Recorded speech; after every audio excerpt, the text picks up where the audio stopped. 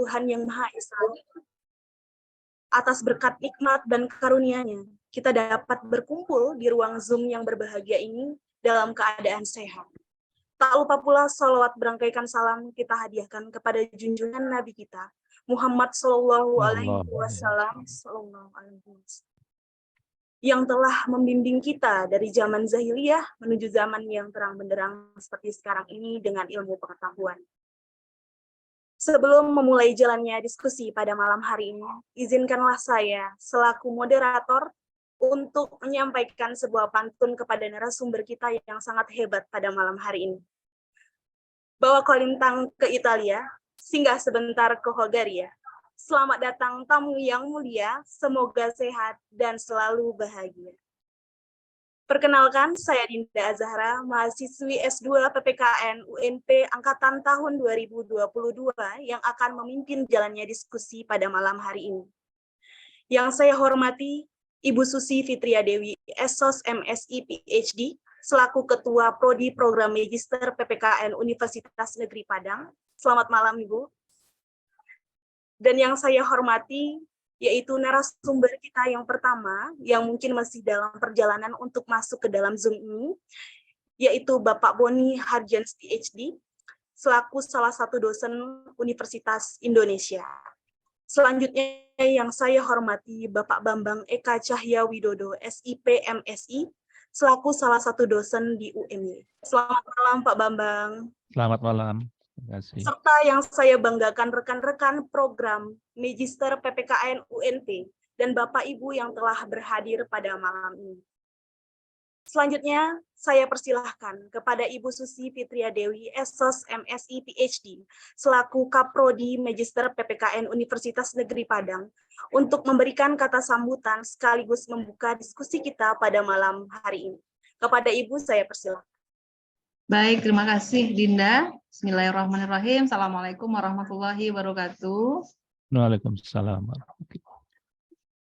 Terima kasih kami ucapkan kepada Pak Bambang dan sebentar lagi mudah-mudahan bisa bergabung Pak Boni, dua narasumber hebat yang akan memberikan kita pencerahan terkait dengan politik yang akan kita songsong di tahun 2024.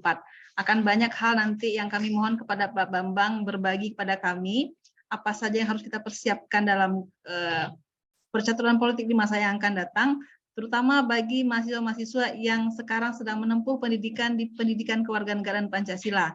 Ini adalah sebuah prodi magister di mana para mahasiswa itu diberikan pengetahuan dan pengalaman-pengalaman di bidang politik agar bisa mencerdaskan kehidupan bangsa di masa yang akan datang. Oleh karenanya ini adalah sebuah kesempatan yang luar biasa. Ini adalah sebuah penghargaan bagi kami di mana Pak Bambang berkenan ya untuk hadir dalam Zoom meeting dalam kegiatan diskusi kita pada malam hari ini. Ibu juga berterima kasih kepada mahasiswa angkatan 2022 dan juga mungkin angkatan 2021 yang telah mengurus ini dengan sangat baik dan luar biasa sehingga pada malam hari ini bisa terwujud kegiatan diskusi kita dengan dua narasumber hebat. Mudah-mudahan kegiatan kita ini bermanfaat, diberkahi oleh Allah Subhanahu wa taala. Dan sekali lagi Ibu ucapkan selamat kepada kedua narasumber kita yang telah berkenan hadir dan juga kepada para mahasiswa yang telah menjadi kegiatan kita pada malam hari ini. Terima kasih. Assalamualaikum warahmatullahi wabarakatuh. Waalaikumsalam. Baik, terima kasih kepada Ibu Susi yang telah membuka diskusi kita pada malam hari ini.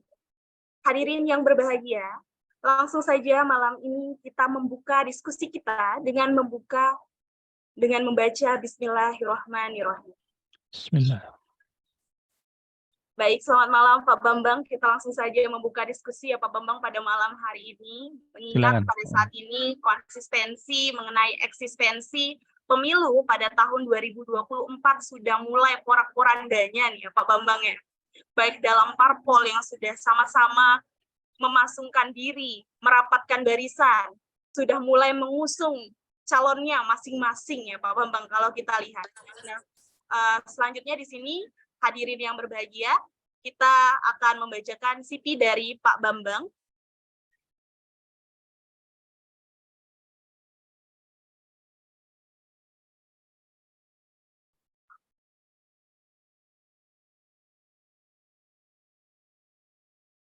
Pak Bambang Eka Cahya Widodo merupakan Ketua Bawaslu RI pada tahun 2008 sampai dengan 2012. Beliau menempuh pendidikan S1 Ilmu Pemerintahan di Universitas Gadjah Mada dan beliau juga telah menempuh S2 Ilmu Politik di Universitas Gadjah Mada. Dan pada tahun 2008 sampai dengan 2012 beliau pernah menjadi Ketua Bawaslu RI tahun 2008 sampai dengan 2012. Baik, Pak Bambang, di sini saya ingin bertanya nih, Pak Bambang. Ya. Menurut Bapak nih, kira-kira dalam konsistensi porak-poranda pemilu, biasanya apa saja sih pelanggaran yang dilakukan atau yang biasa ditemukan oleh Bawaslu dalam pelaksanaan pemilu atau dalam waktu pemilu yang akan mendatang? Kira-kira pelanggaran-pelanggaran apa saja yang terjadi, Pak Bambang? Terima kasih, Pak. Oke. Terima kasih moderator. Pertama tentu saya berterima kasih pada rekan-rekan di S2 PPKN Universitas Negeri Padang ya. Ada kawan saya Pak Ajo V yang juga bergabung, sahabat lama yang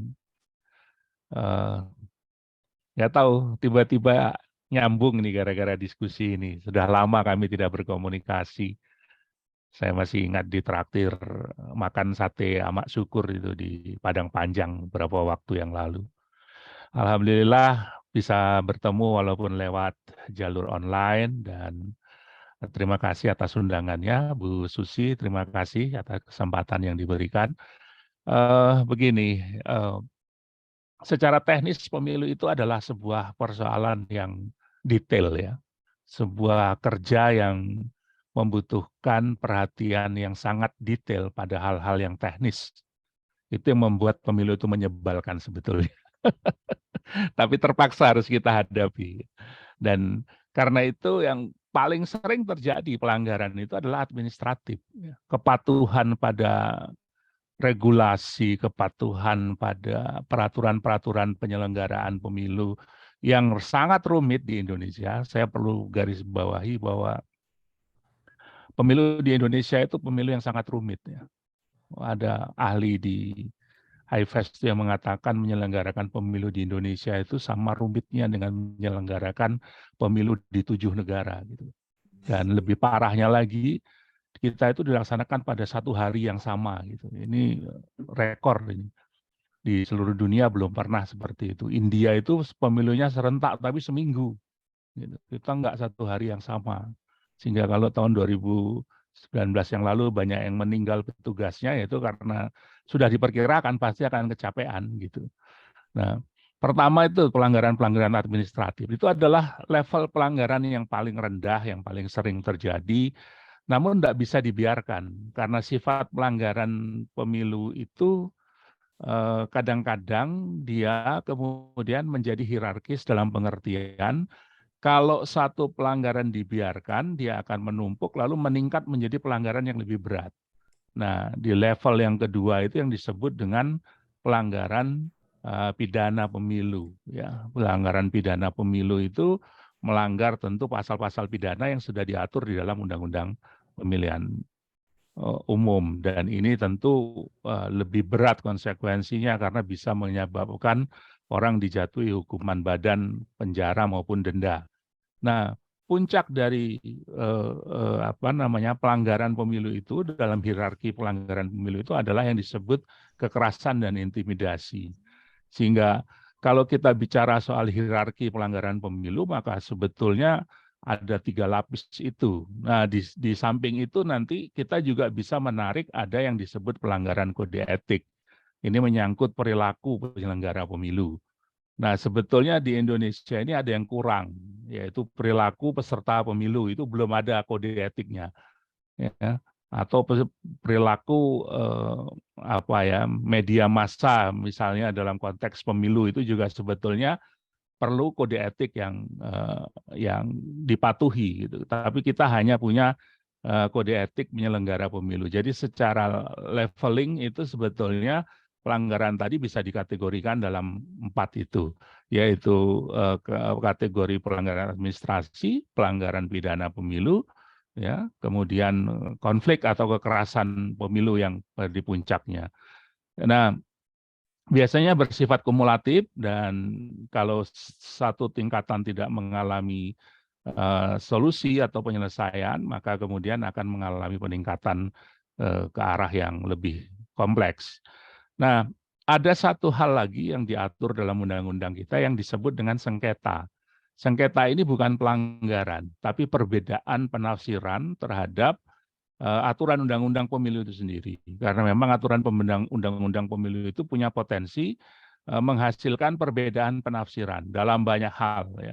Dari mulai pendaftaran peserta pemilu, partai politik, calon DPD, calon presiden, calon bupati, gubernur, wali kota, itu semua berpotensi untuk terjadi sengketa, perbedaan penafsiran itu. Nah, sengketa ini juga harus ditangani dan diselesaikan. Nah, kalau digambarkan secara utuh di konteks pemilu di Indonesia, maka ada hal-hal itu yang harus diperhatikan. Jadi tidak murni hanya persoalan pelanggaran yang bisa membuat kompleksitas penyelenggaraan pemilu itu menjadi lebih rumit atau apa ya, kesannya kacau balau atau jungkir balik seperti yang dibayangkan tadi itu.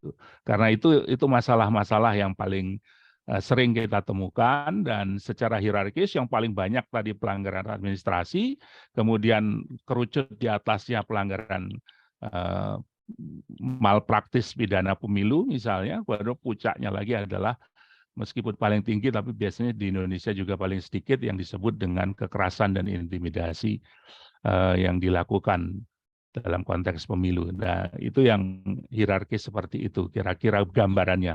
Kemudian ada sengketa, sengketa ini juga perlu mendapat perhatian karena bisa menimbulkan gangguan terhadap proses penyelenggaraan pemilu dan bisa juga menimbulkan ketegangan-ketegangan sosial politik yang juga berpotensi menjadi masalah yang lebih besar.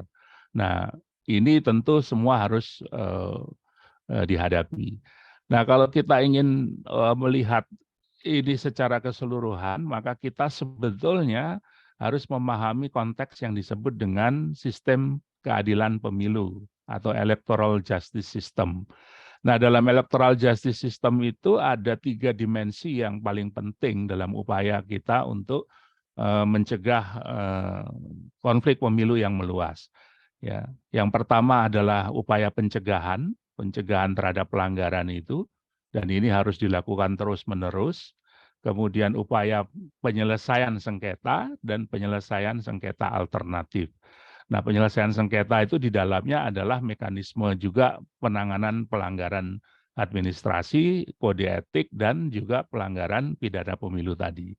Jadi ada 3 dimensi itu yang harus menjadi perhatian kita, karena inilah bagian yang saling terkait satu sama lain. Nah, terkait dengan itu tugas Bawaslu di Indonesia ini sebetulnya mengalami evolusi kalau kita mau mau cerita tentang awalnya. Awalnya itu Bawaslu itu hanya menangani pelanggaran pemilu, ya, tidak menangani sengketa pemilu.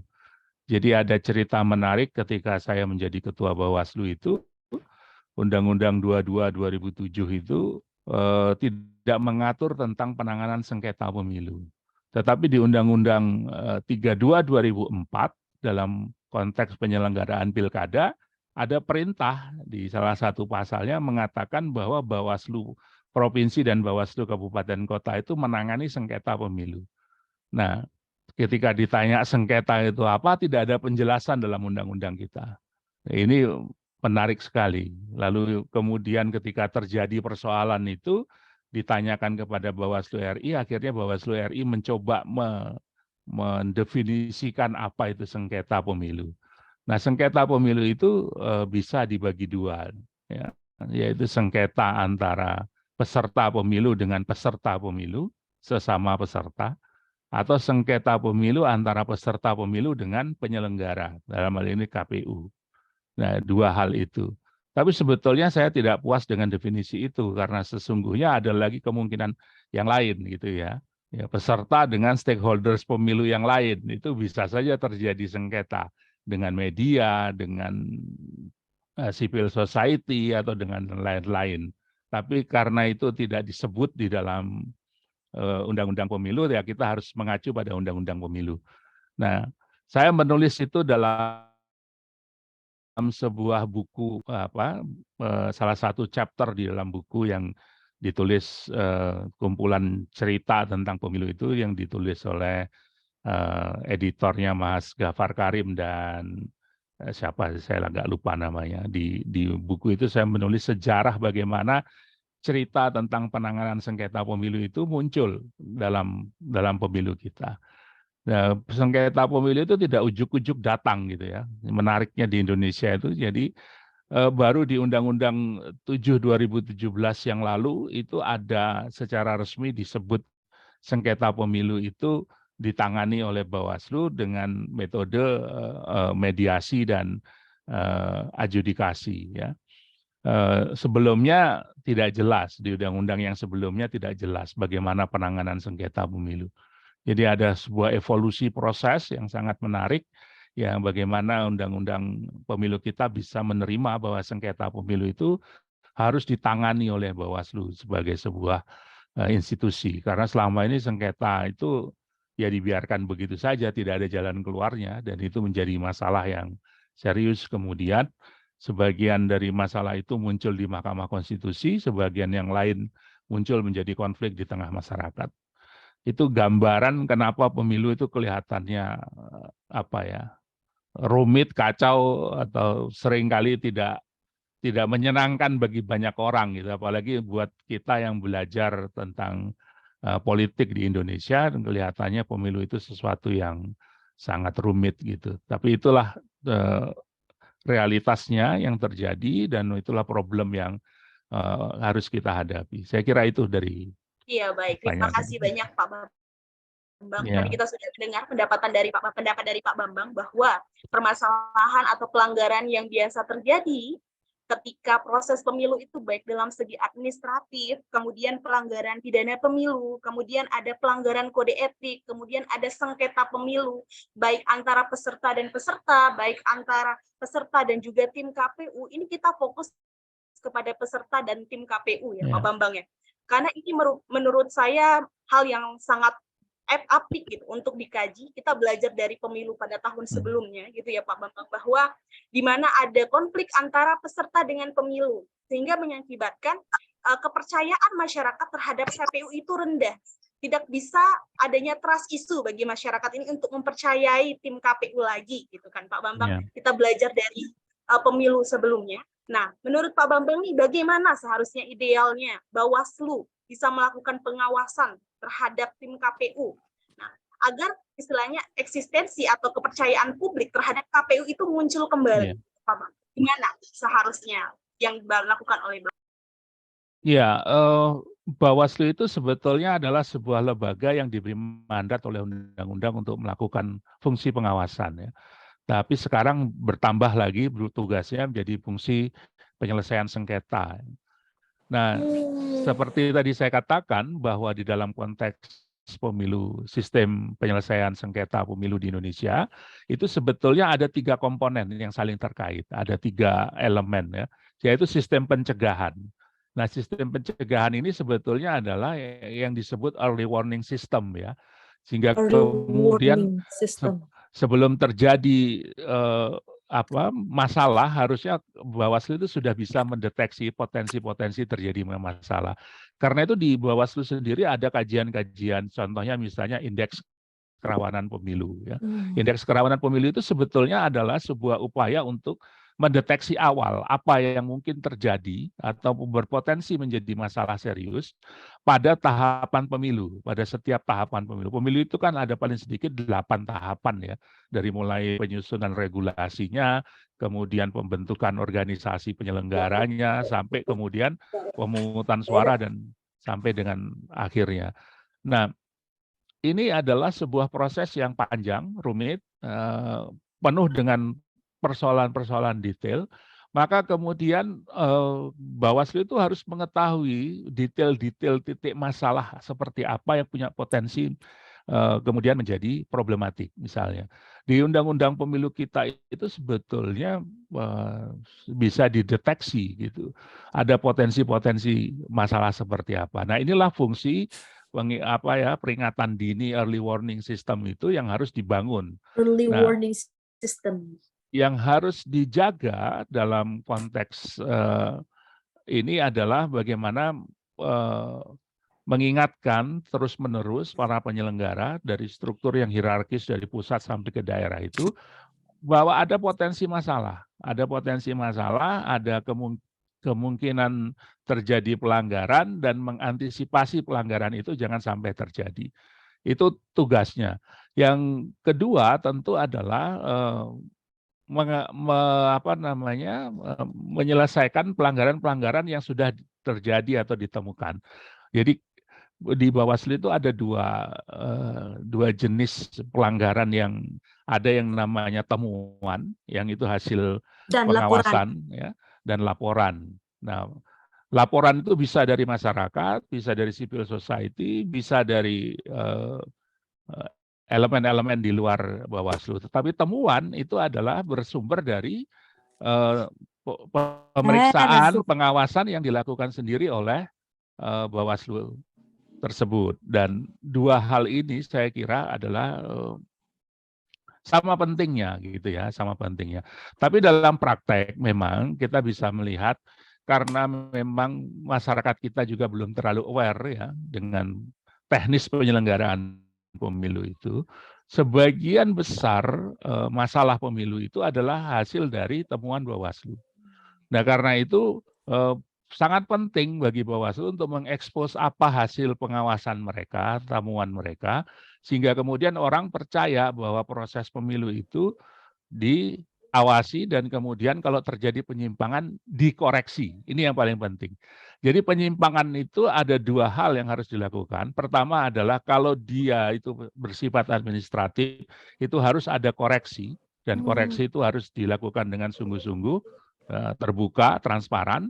Kemudian yang kedua, kalau terjadi pelanggaran yang bersifat pidana, maka harus ada yang disebut dengan sanksi punitif sifatnya.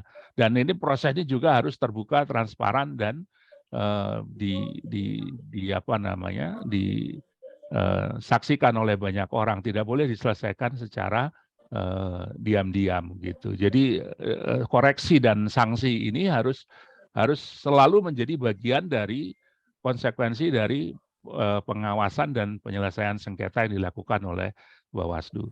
Tidak jarang kemudian Bawaslu memerintahkan KPU untuk melakukan perbaikan terhadap sesuatu.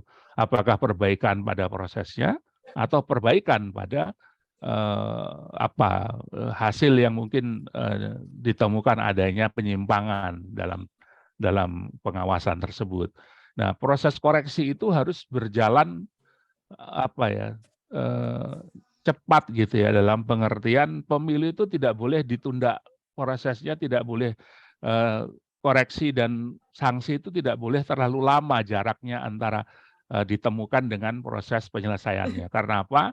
Sifat tahapan pemilu itu dalam bahasa Belanda itu disebut sebagai eenmalig ya. Eenmalig itu sekali jadi gitu, sekali jalan. Anda tidak bisa mengulangi proses itu, misalnya pendaftaran peserta pemilu. Ketika sudah dikatakan, diputuskan bahwa tanggal sekian sampai tanggal sekian pendaftaran itu dibuka, dan ketika sudah ditutup, KPU tidak bisa, tak buka lagi lah supaya ngasih kesempatan. Nggak bisa seperti itu. Karena itu berarti memperlakukan tidak adil yang lain, begitu.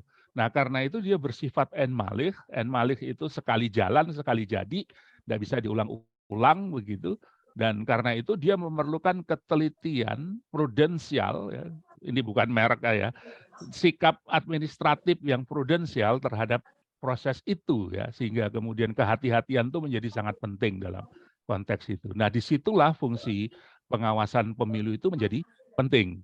Nah, kalau kita bicara tentang bagaimana mengembalikan kepercayaan publik, maka mekanisme penyelesaian terhadap pelanggaran maupun sengketa tadi harus dilakukan secara transparan, akuntabel, sehingga kemudian orang percaya bahwa hak mereka yang dilanggar, hak pemilu yang dilanggar, atau sesuatu yang merugikan kepada peserta atau pihak yang lain, itu bisa dipulihkan gitu, bisa dipulihkan. Nah, pemulihannya ini yang harus dilakukan oleh mekanisme yang disediakan dalam undang-undang. Dalam hal ini adalah mekanisme penyelesaian sengketa dan penyelesaian pelanggaran pemilu.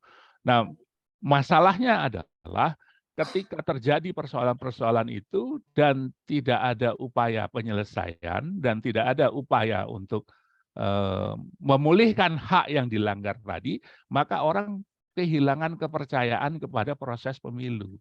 Ini masalahnya. Jadi fungsi sistem keadilan pemilu itu sebetulnya adalah untuk menjaga kepercayaan tadi. Sehingga siapapun yang merasa haknya dilanggar bisa mengajukan komplain, diproses secara transparan, kemudian mendapatkan hak pemulihan yang juga transparan. Nah, disinilah yang kemudian menjadi tantangan bagi setiap anggota Bawaslu di semua tingkatan, bahwa tujuan dia sebetulnya bukan mencari kesalahan, tapi bagaimana menjaga hak kepemiluan itu. Saya sekali lagi agak menggunakan istilah dalam tanda petik adalah hak kepemiluan, karena di situ ada banyak hak sebetulnya, tidak cuma 1-2 hak ya. Ada hak pilih, ada hak untuk dipilih, ya. Ada juga hak yang berkaitan dengan kebebasan berserikat, berkumpul, hak untuk menyampaikan pendapat, hak untuk banyak sekali, ada kurang lebih 21 ya menurut identifikasi saya nggak begitu hafal, tapi ada 21 hak sebetulnya yang dilindungi dalam proses pemilu itu gitu. Nah, termasuk hak untuk bergerak bebas, nggak boleh orang tuh mau kampanye ke suatu tempat diusir gitu, nggak boleh ya. Misalnya saya mau kampanye ke Padang gitu terus dipasang spanduk nggak boleh masuk, itu nggak boleh sebetulnya. Karena itu melarang hak orang untuk bergerak bebas gitu. Negara ini kan negara bebas. Atau ada di satu kampung dipasang spanduk, ini kampung miliknya partai X, itu juga nggak boleh. Karena itu berarti mengklaim hak orang lain yang untuk berbeda gitu ya. Berbeda pilihan, berbeda pendapat, berbeda partai misalnya. Itu juga hal yang sangat penting. Kita kadang-kadang terperangkap bahwa hak pemilih itu hanya hak pilih atau hak dipilih. Padahal ada sekian banyak hak yang harus dilindungi.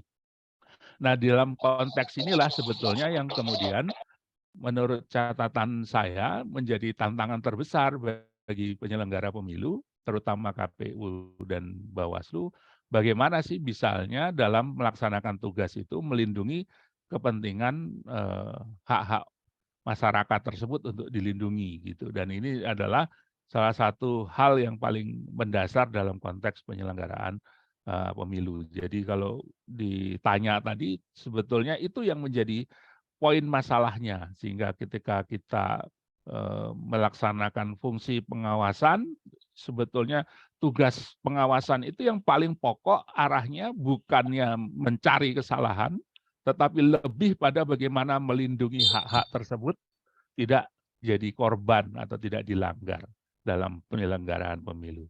Sekali lagi, tidak jarang kadang-kadang ketentuan-ketentuan administrasi, ketentuan-ketentuan teknis itu mengakibatkan hak-hak orang terabaikan. Dan ini saya kira harus menjadi kesadaran bersama di pihak-pihak yang dalam penyelenggaraan ini, penyelenggara maupun pengawas pemilu. Saya kira itu tanggapan saya. Baik, terima kasih Pak Bambang. Nah, tadi di sini Bapak ada juga menyinggung gitu bahwa tugas Bawaslu juga harusnya melindungi hak-hak masyarakat gitu ya Pak ya. Ya.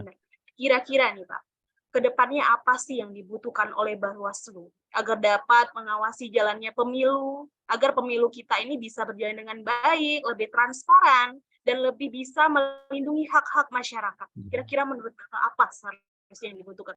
Sebetulnya ada banyak hal yang masih menjadi kelemahan dalam bingkai electoral regulation kita ya, regulasi pemilu kita yang kita harus bersama-sama mengatakan bahwa pengaturan pemilu kita itu belum sempurna, masih jauh dalam banyak hal, banyak kekurangan, dan dalam hal ini tentu menyulitkan dalam konteks penegakan hak-hak tersebut ya. Misalnya pengaturan tentang money politik atau politik uang misalnya, itu juga kita bisa lihat bahwa ada inkonsistensi pengaturan politik uang di dalam pemilu kita. Antara pemilu legislatif, pemilu presiden dengan pemilu pilkada ya, itu berbeda pengaturannya. Ya.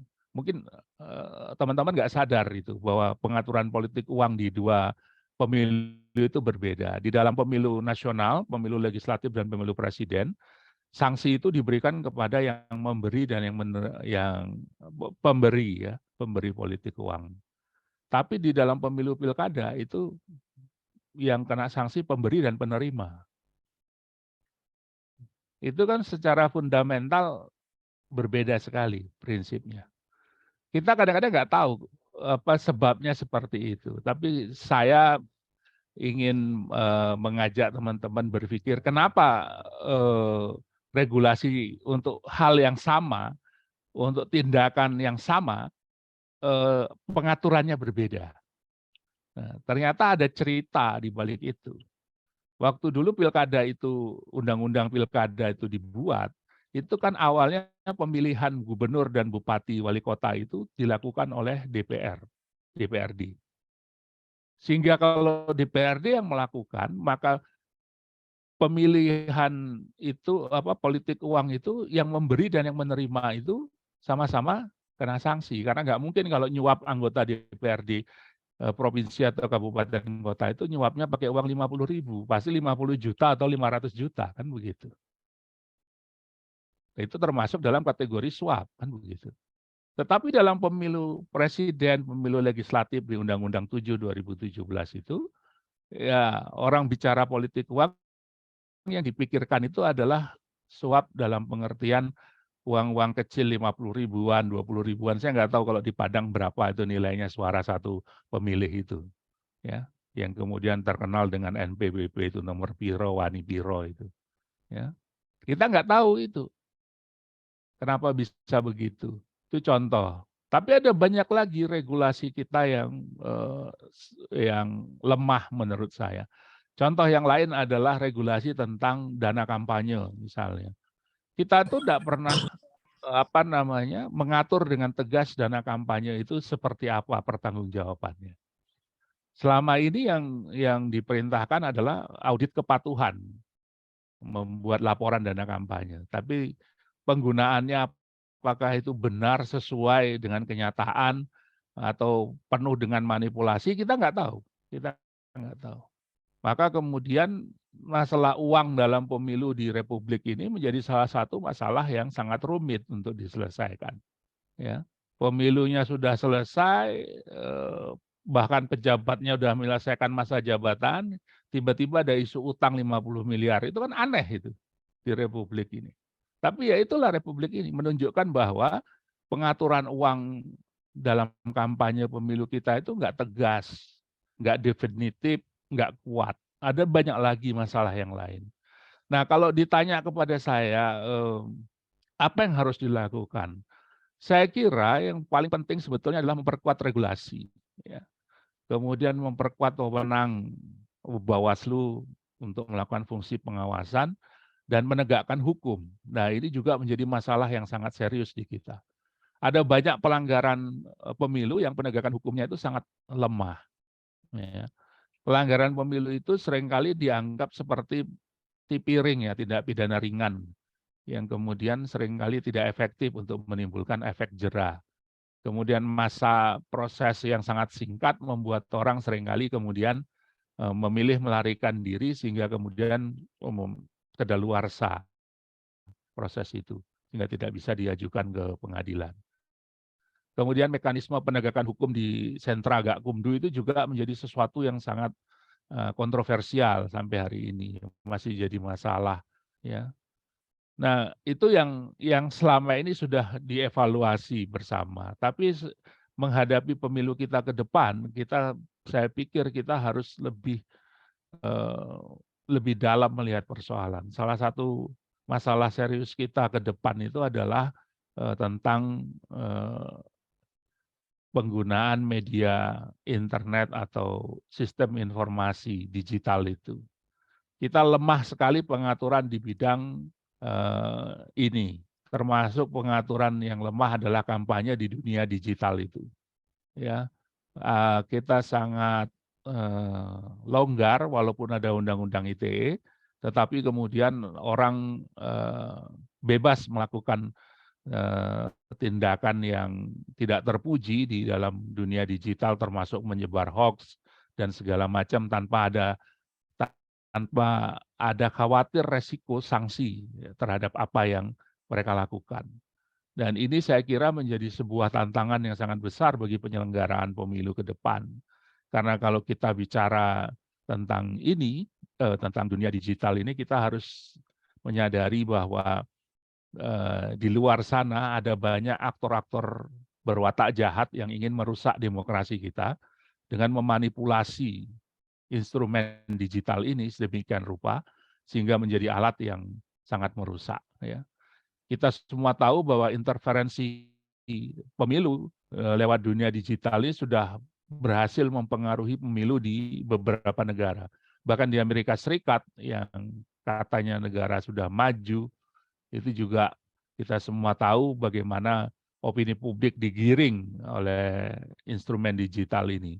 Kita juga pernah mendengar atau interferensi ini dilakukan oleh negara-negara asing gitu, peranan negara lain seperti Uni Soviet misalnya atau Rusia misalnya dalam pemilu di Amerika Serikat gitu. Ini juga menjadi persoalan yang tidak sederhana. Saya kira ke depan kita akan menghadapi sebuah perubahan yang besar dalam cara kita berkomunikasi, cara kita berkampanye, cara kita menyelenggarakan debat publik misalnya, penggunaan internet yang masif di sana-sini dengan segala macam resikonya. Karena internet ini dalam demokrasi punya dua sisi ya, ada aspek positif tapi juga ada aspek negatifnya. Salah satu aspek negatif yang sering kita lihat hari ini adalah bertebarannya hoax yang menyesatkan, disinformasi yang sangat menyesatkan dalam konteks pemilu.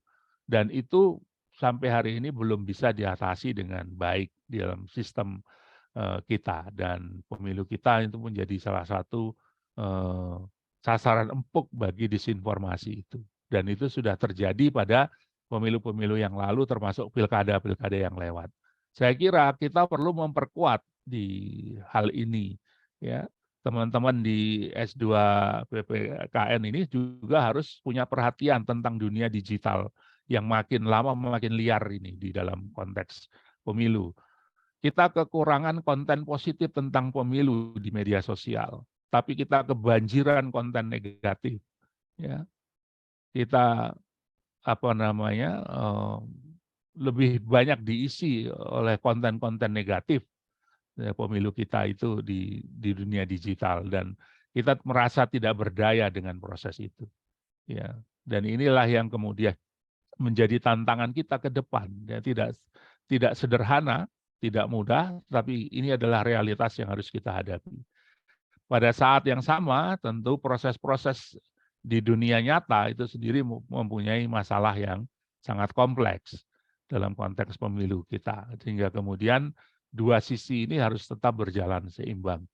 Saya tentu mendorong semua pihak untuk mengambil peran yang positif, terutama di dunia digital kita yang makin tidak karu-karuan ini. Bagaimana teman-teman di S2 PPKN mungkin melakukan kampanye positif terhadap pemilu, tidak hanya sekedar mengajak orang memilih, tetapi juga bagaimana harusnya melakukan literasi digital terhadap warga masyarakat kita yang terus terang kita itu kan menghadapi masalah yang serius tentang digital divided ya, kesenjangan digital itu. Ya, satu sisi secara infrastruktur juga kesenjangan digital kita itu sangat parah ya, dalam pengertian satu sisi kita ini bisa melakukan komunikasi Zoom yang sangat lancar antara saya di Jogja dengan teman-teman di Padang. Tapi di sisi yang lain ada di Republik ini yang sinyal saja susah misalnya. Ya. Saya nggak tahu Mentawai, mungkin ada nggak yang dari Mentawai. Dulu waktu pemilu 2009 itu susah sekali menghubungi itu Mentawai, misalnya. Itu juga salah satu problem kita. Belum lagi ada digital divided pada sisi literasi digital tentang generasi yang tua maupun yang muda. Ya, kalian yang milenial ini kan natif digital ya, secara alamiah. Mungkin begitu lahir dulu sudah punya akun Facebook gitu ya, dibuatkan orang tuanya. Tapi generasi saya yang dulu nulis skripsi pakai mesin ketik gitu, sekarang harus berhadapan dengan perubahan digital yang sangat luar biasa. Sehingga ada yang namanya gaptek, itu kegagapan teknologi itu pasti ada.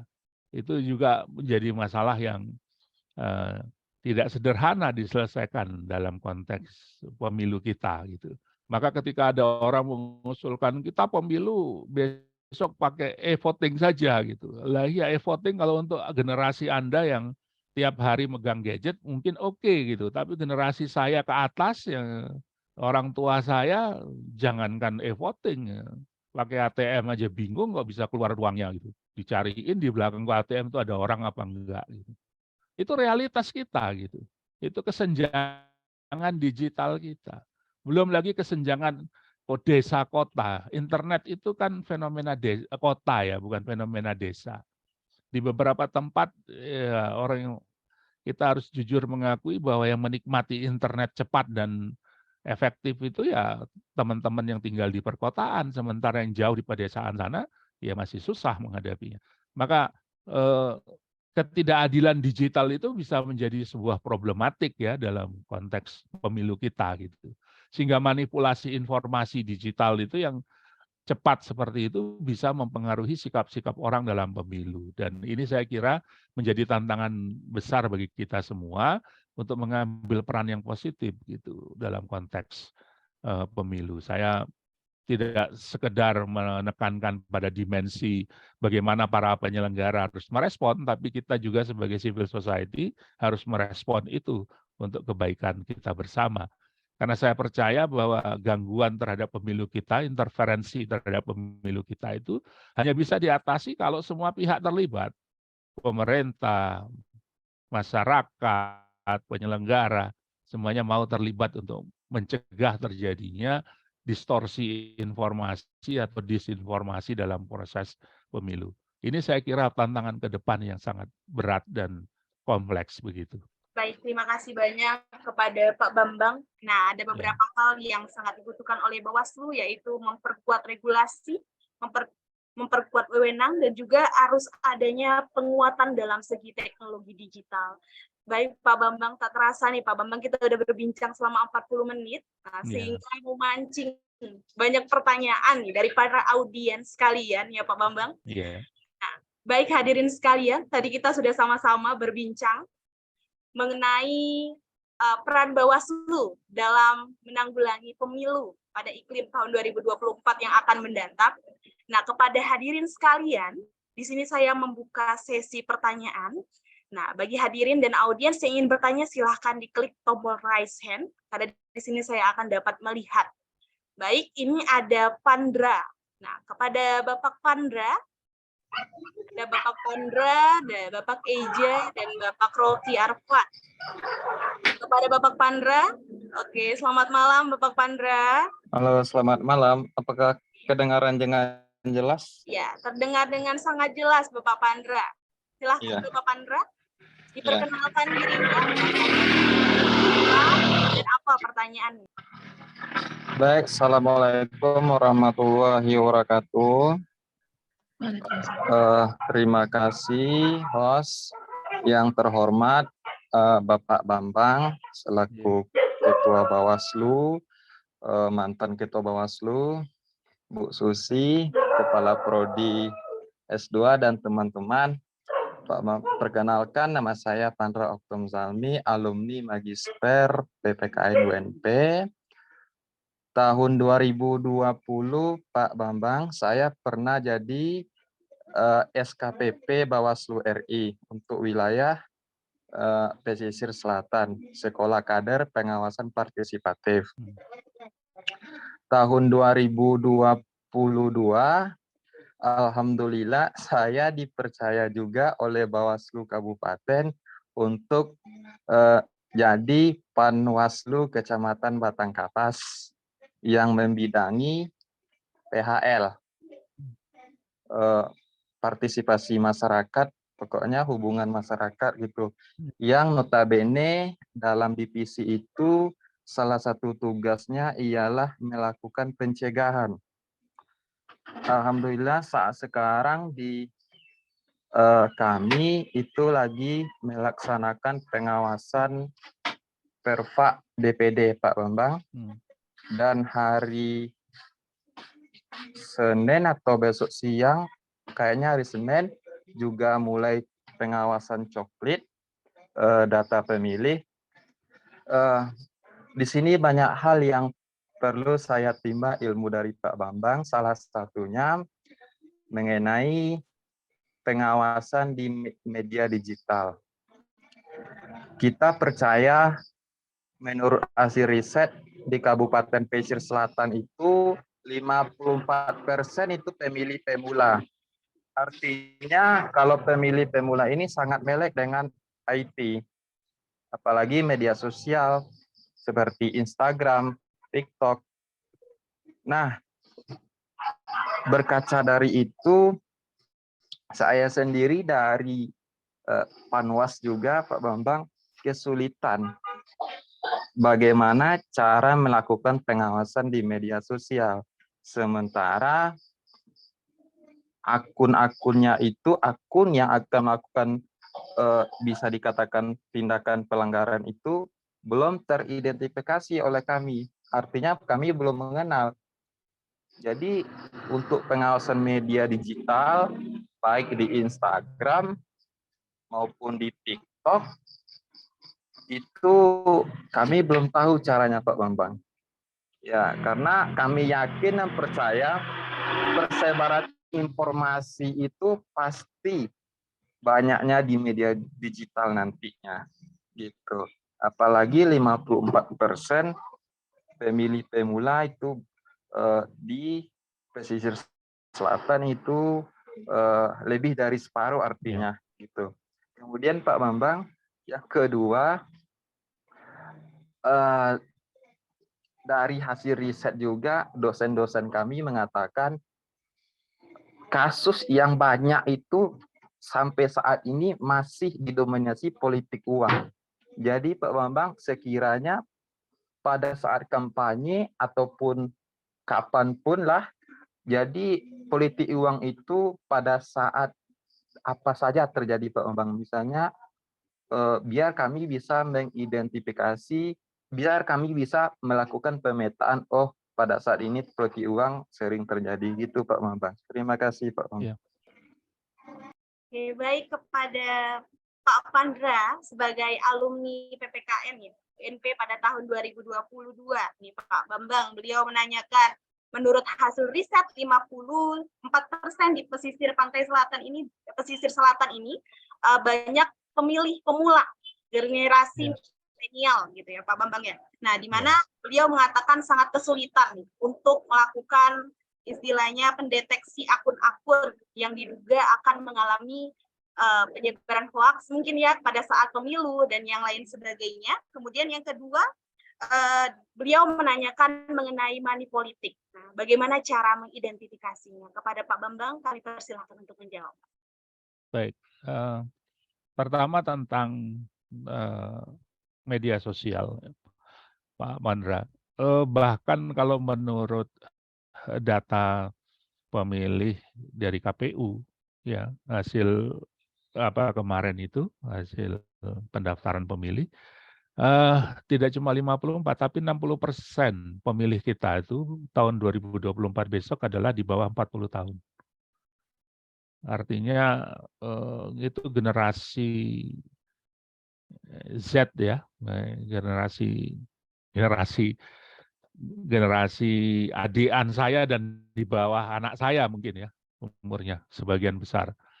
Generasi saya itu tinggal 40% lagi yang sudah mungkin nggak dianggap nggak penting lagi gitu dalam konteks ini. Jadi harus diakui bahwa pemilu kita besok 60% itu pemilih yang di bawah 40 tahun, pemilih muda yang aktif di media sosial. Media sosial itu juga Pak Pandra harus dibedakan.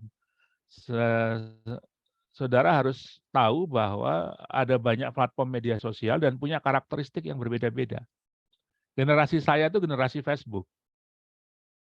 Saya nggak aktif di Instagram, nggak banyak lah, walaupun kemarin dihubungi lewat Instagram. Gitu. Generasi di bawah saya itu generasi Twitter. Generasi yang lebih muda lagi adalah Instagram, kemudian yang paling muda adalah generasi TikTok. Jadi dari situ Anda bisa mengkategorisasikan siapa yang akan Anda hadapi.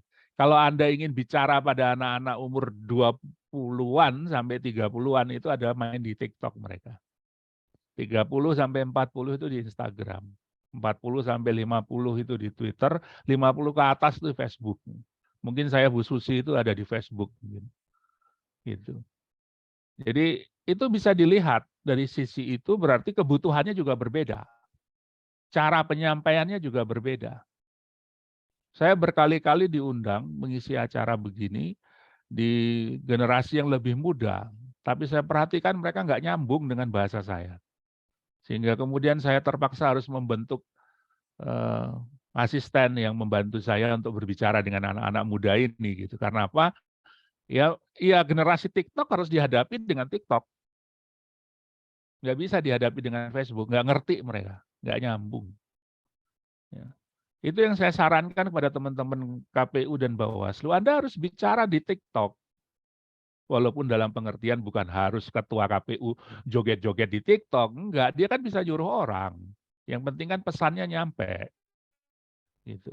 Nah, ini yang paling penting, yang pertama, Anda harus tahu mana yang dihadapi. Nah, bagaimana mengawasi media sosial? Sekarang sudah banyak instrumen yang disebut dengan analisis big data. Anda tidak bisa mengidentifikasi satu persatu akun untuk bisa mendeteksi itu. Tapi harus menggunakan instrumen analisis big data. Apakah menggunakan Python, menggunakan yang lain-lain yang untuk bisa mendeteksi itu. Saya kemarin mencoba melakukan sedikit analisis sambil belajar menggunakan Python ya untuk mengecek gimana sih sebetulnya pandangan orang terhadap seleksi Panwascam di seluruh Indonesia. Ternyata pandangannya 60% itu negatif. Ya. Ada 4 isu besar yang dipersoalkan orang di media sosial.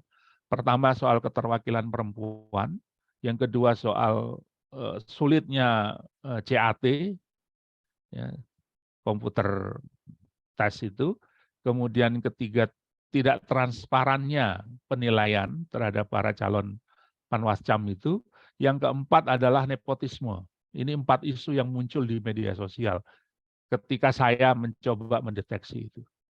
Dan uniknya kalau kita mau jujur, dari semua media sosial yang digunakan, yang kita analisis itu, ternyata sebagian besar kritik itu muncul di TikTok, bukan di media sosial yang lain.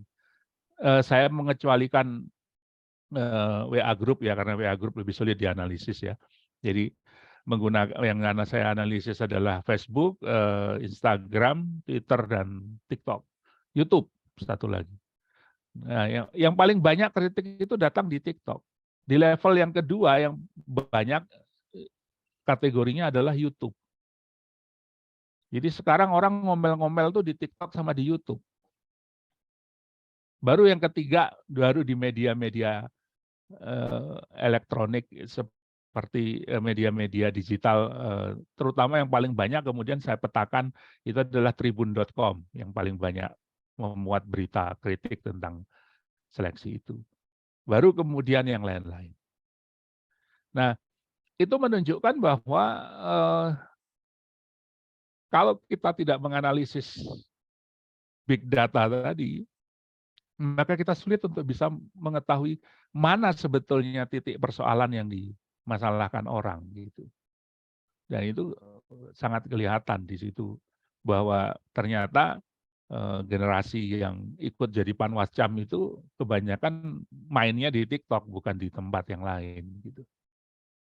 Ini juga contoh bagaimana melakukan analisis terhadap hal itu. Jadi kalau kita mau mengawasi, kita harus tahu dulu mana yang mau kita awasi, di level mana, siapa yang mau kita awasi. Ya, kalau enggak nanti salah, kita bisa mencari jawaban di tempat yang salah. Itu yang pertama. Yang kedua tentang politik uang. Politik uang itu Pak Pandra ya, ini begini, di dalam pemilu di Indonesia itu sebetulnya kita bisa membagi politik uang itu dalam 3 kategori ya. Biasanya orang memberikan uang dalam pemilu itu tidak sekali memberikan, tapi 3 kali kurang lebihnya. Ya. Pertama waktu ada verifikasi partai politik peserta pemilu, itu juga nggak ada orang mau datang kalau nggak dikasih uang. Yang kedua besok di masa kampanye, nggak ada orang mau datang dengerin orang pidato, nyebarkan janji-janji bohong kalau nggak dibayar itu. Kemudian yang ketiga, itu akan terjadi pada waktu menjelang pemungutan suara. Biasanya di masa tenang 3 hari menjelang pemungutan suara. Masa tenang itu dulu di masa Orde Baru dibuat untuk melakukan politik uang.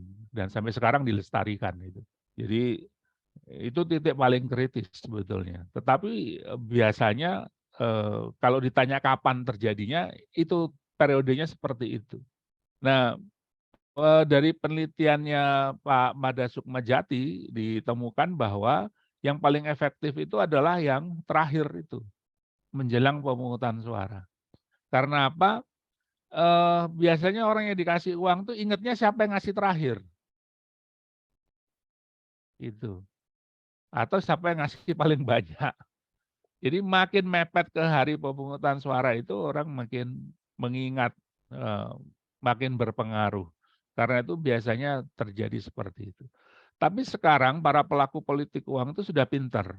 Mereka tidak lagi melakukan serangan fajar seperti itu. Tapi serangan duha, serangan tahajud gitu. Pokoknya semua waktu dipakai gitu. Ya, ini realitasnya seperti itu.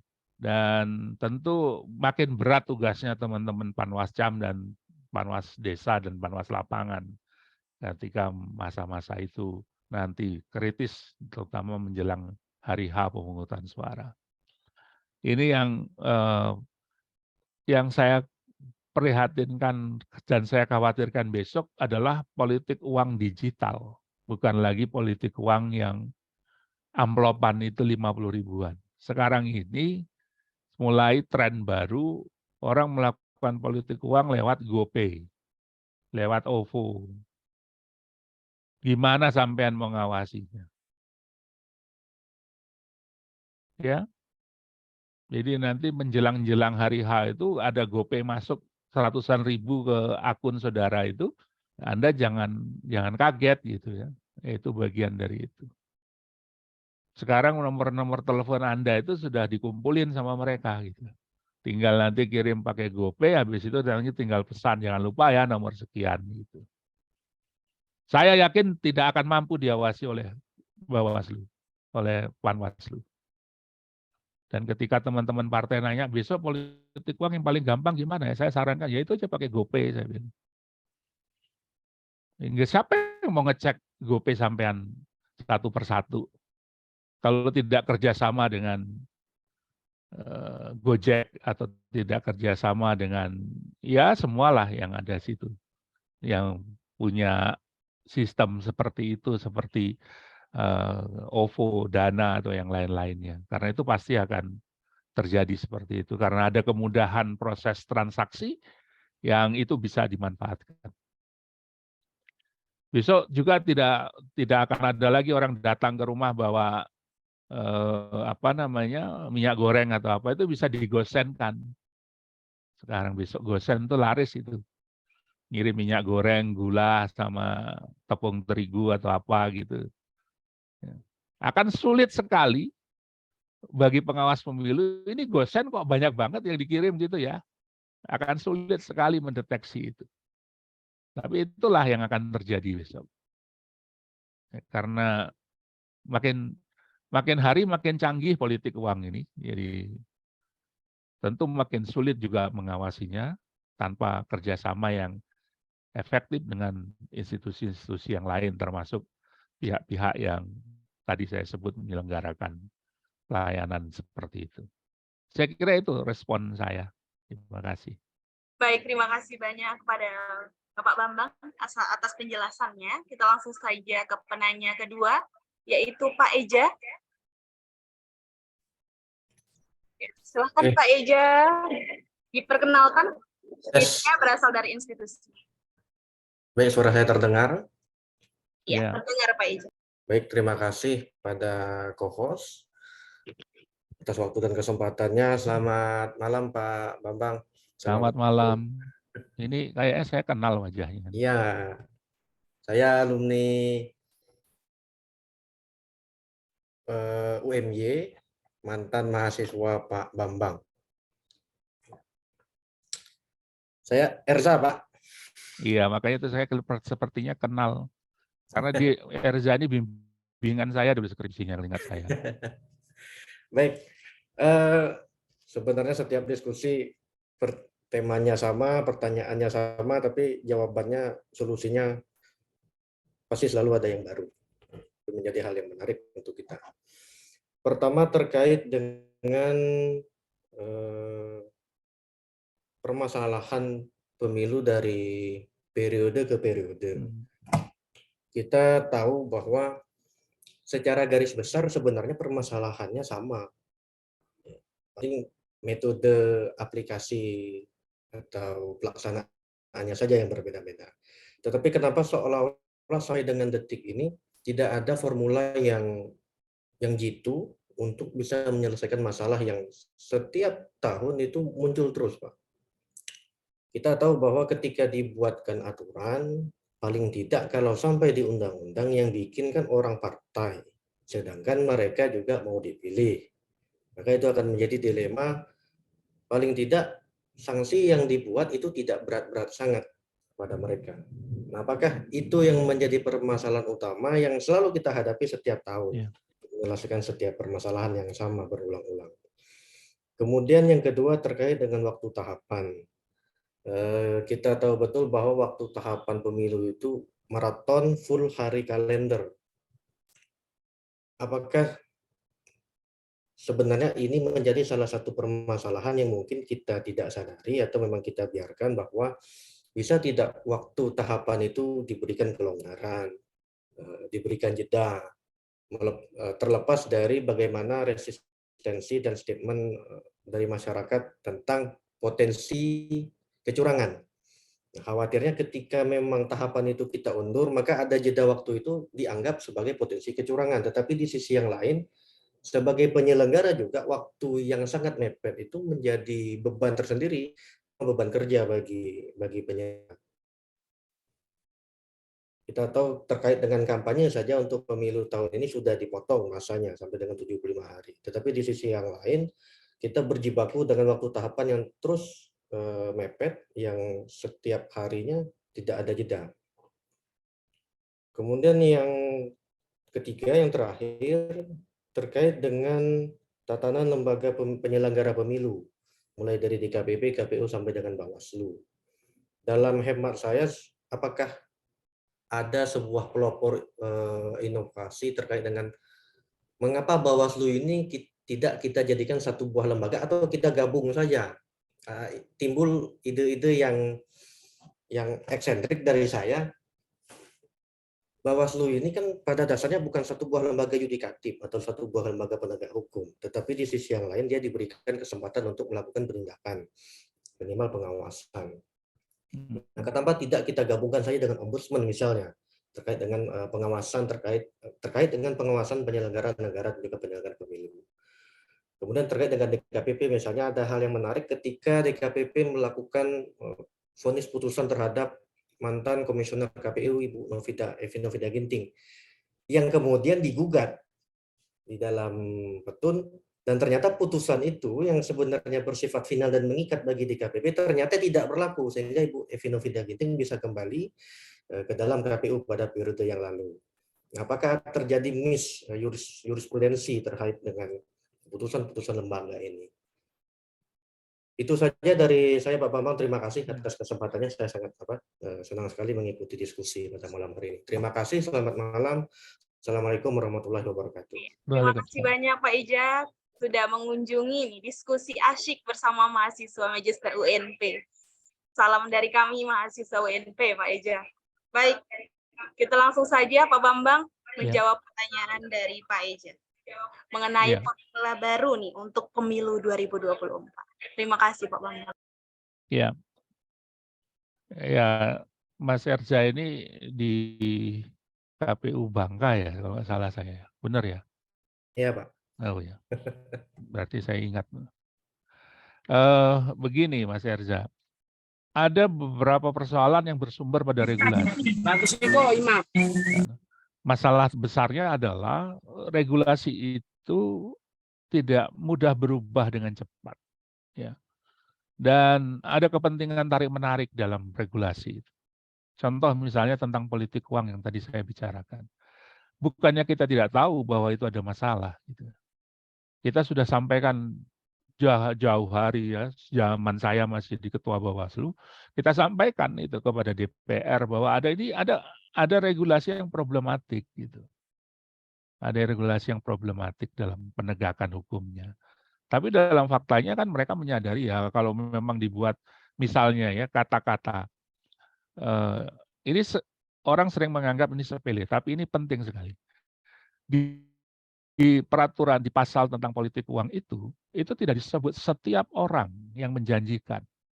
Tidak begitu. Tapi disebut subjek khusus misalnya, tim kampanye yang menjanjikan.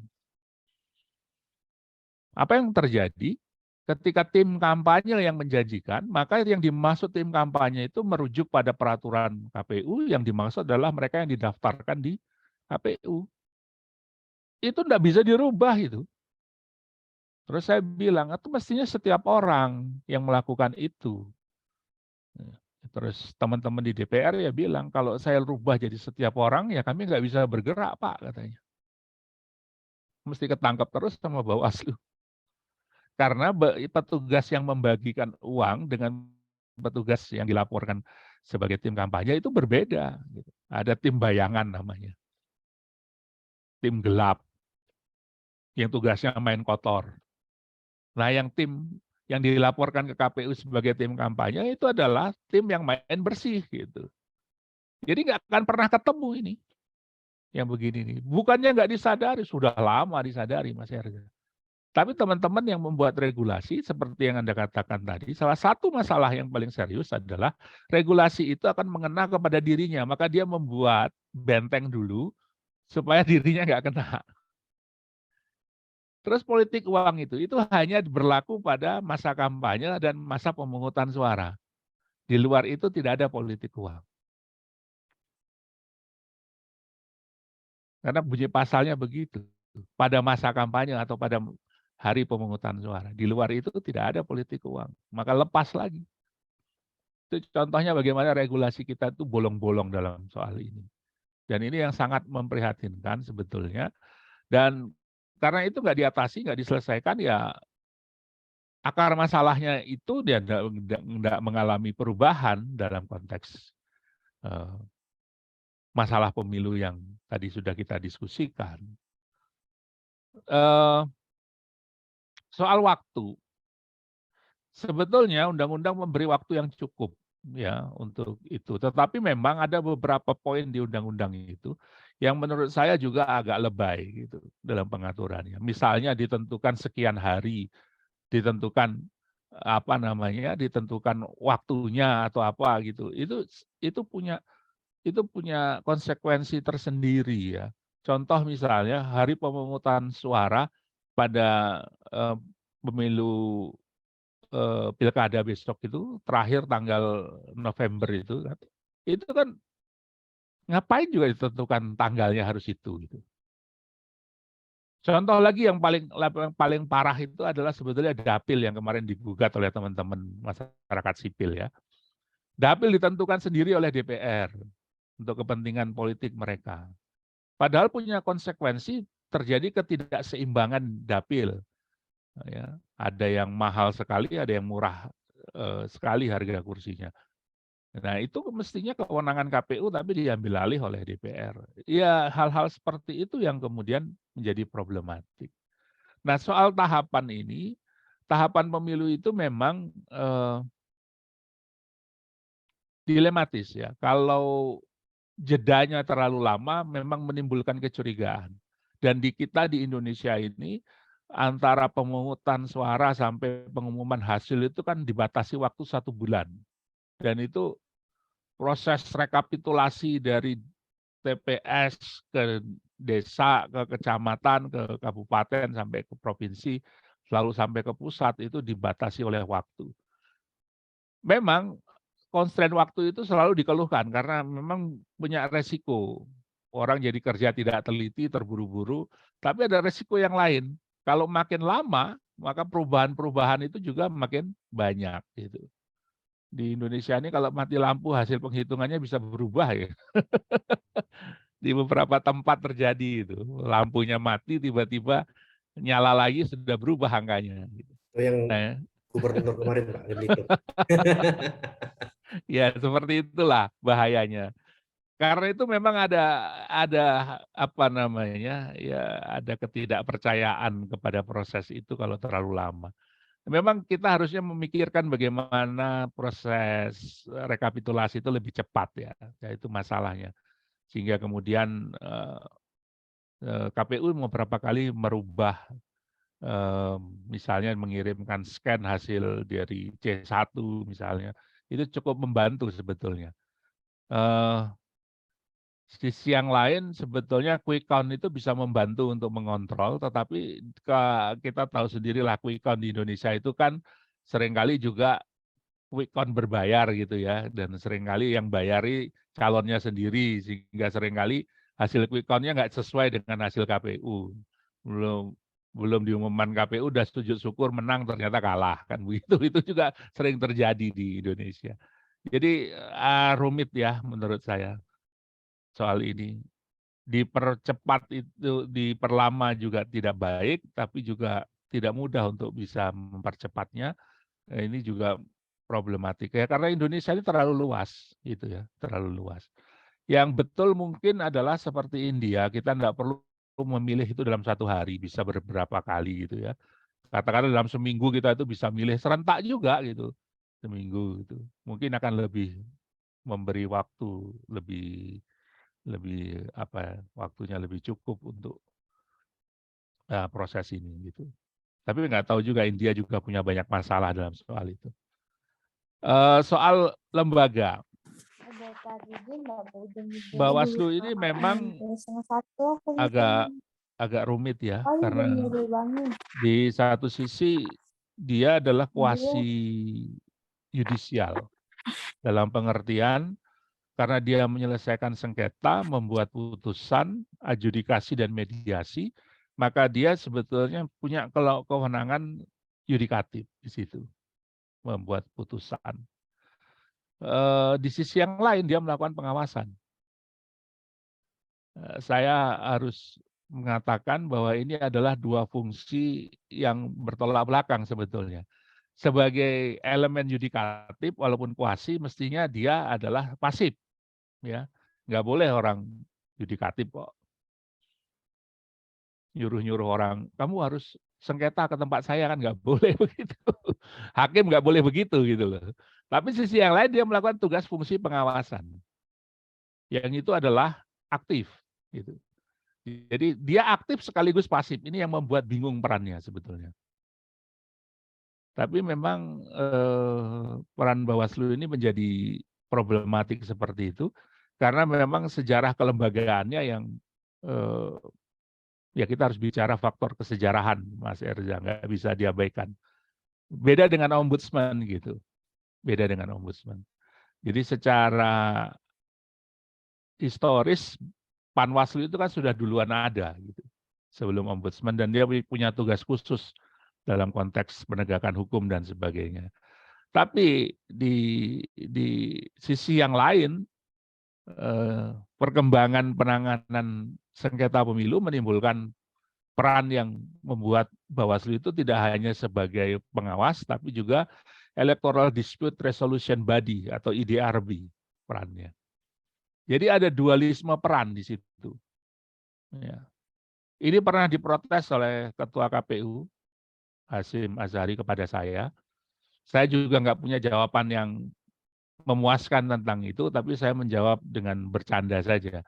Lah, itu yang buat undang-undang maunya begitu ya, terus mau gimana lagi, Anda ya harus patuh lah, saya bilang. Dia mengatakan, kan nggak fair. Dia mengatakan, nggak fair, Mas. Wong Anda ikut ngawasi kok Anda juga jadi hakim gitu, kan nggak fair itu. Iya memang nggak fair, menurut saya juga nggak fair gitu. Tapi undang-undang perintahnya begitu, ya terus mau gimana lagi gitu.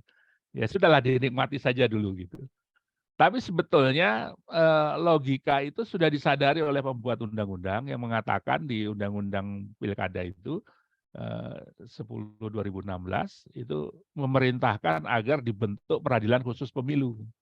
Yang mestinya itulah yang menjadi bagian dari Electoral Dispute Resolution Body atau EDRB yang terpisah dari Bawaslu. Tetapi kemudian MK memutuskan ya peradilan khusus pemilu itu ya MK, ya sudah. Akhirnya ini menjadi beban juga bagi Bawaslu satu sisi, karena dia harus menyelesaikan sengketa, tapi juga harus melakukan tugas fungsi pengawasan. Double gardan, tapi gajinya sama kok Mas Erja, nggak double kok. Jadi nggak apa-apa lah, biar aja lah. Soal DKPP, ya DKPP ini memang agak rumit ini ya soal Bu Evi ini. Saya sendiri merasa putusan DKPP tentang Bu Evi itu agak kurang fair menurut saya. Ada kesan agak emosional gitu dalam pembuatan keputusan, dan saya sendiri menganggap nggak adil gitu ya, sehingga kemudian wajar kalau Bu Evi merasa diperlakukan tidak adil lalu memilih membawa ini ke PT UN, dan di PT UN ternyata kemudian permohonannya dikabulkan. Dan itu konsekuensinya adalah tentu yang digugat itu kan SK-nya Presiden, bukan putusan DKPP. Karena putusan DKPP ditindaklanjuti dengan SK pemberhentian dari Presiden. Ya sebetulnya bikin malu Presiden, begitu, karena kemudian Presiden kalah. Sebetulnya yang kalah itu bukan DKPP tapi Presiden. Cuma Presiden itu kan membuat keputusan karena ada putusan DKPP, jadi penyebabnya adalah DKPP. Maka sebetulnya ya harus ada eksaminasi mestinya kepada putusan-putusan DKPP sendiri, supaya kemudian lebih prudence, lebih hati-hati, dan lebih fair dalam melakukan pembuatan keputusan. Karena kadang-kadang pelanggaran etik ini agak rumit juga gitu menentukan apakah ini sebuah kesalahan yang harus diberi sanksi seperti apa begitu.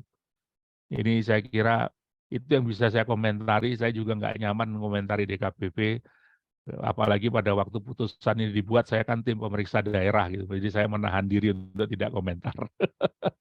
Ada konflik kepentingan nanti katanya. Saya kira itu yang bisa saya sampaikan. Oke, baik. Terima kasih banyak Pak Bambang.